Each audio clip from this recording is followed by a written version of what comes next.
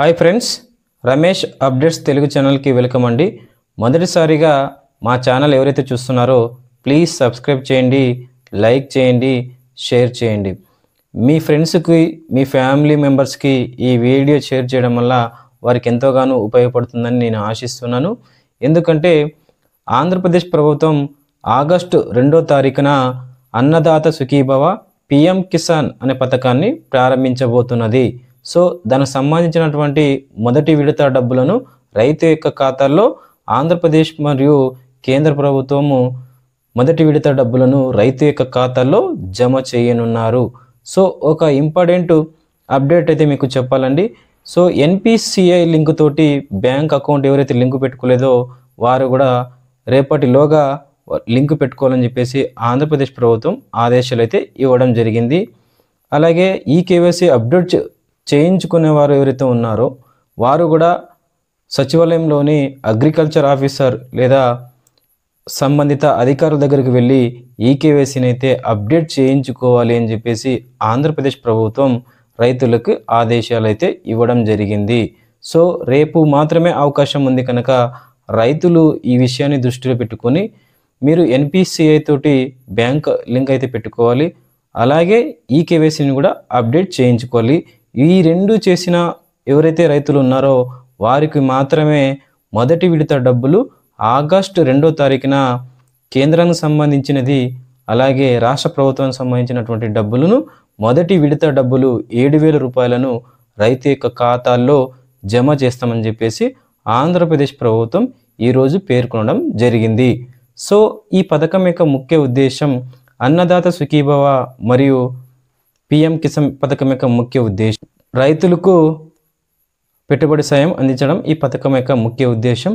So ఈ అన్నదాత సుఖీభవ మరియు PM Kisan పథకాన్ని సంవత్సరానికి 3 విడతల్లో ఇంప్లిమెంట్ చేయనున్నారు.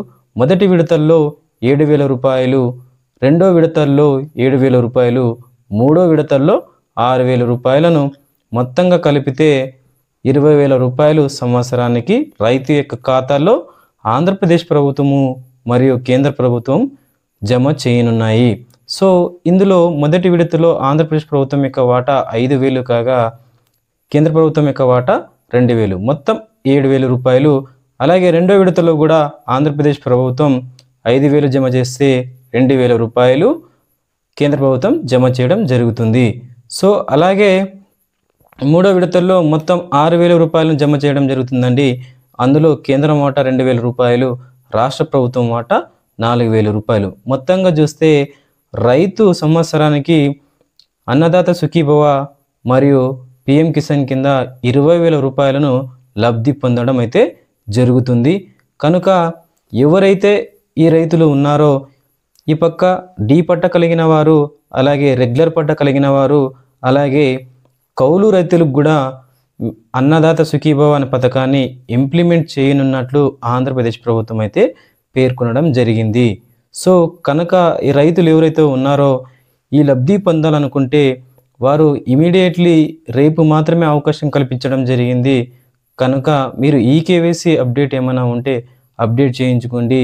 అలాగే ఎన్పిసిఐ తోటి బ్యాంక్ అకౌంట్ను కూడా అప్డేట్ చేయించుకొని మీరు లబ్ధి అయితే పొందాలని చెప్పేసి ఆంధ్రప్రదేశ్ ప్రభుత్వం పేర్కొనడం జరిగింది. అన్నదాత సుఖీభవ పిఎం కిసాన్ అనే పథకాన్ని 2వ తారీఖున అనగా ఆగస్టు 2వ తారీఖున ఈ పథకాన్ని ఇంప్లిమెంట్ చేయనున్నారు. సో దీనికోసం కేంద్రము మరియు అలాగే రాష్ట్ర ప్రభుత్వము మొదటి విడతకు సంబంధించినటువంటి 2,500 కోట్ల రూపాయలను రైతుల కోసం అన్నదాత సుఖీభవ పిఎం కిసాన్ కోసం కేటాయించడం జరిగింది. దాదాపు 50 లక్షల మంది రైతులు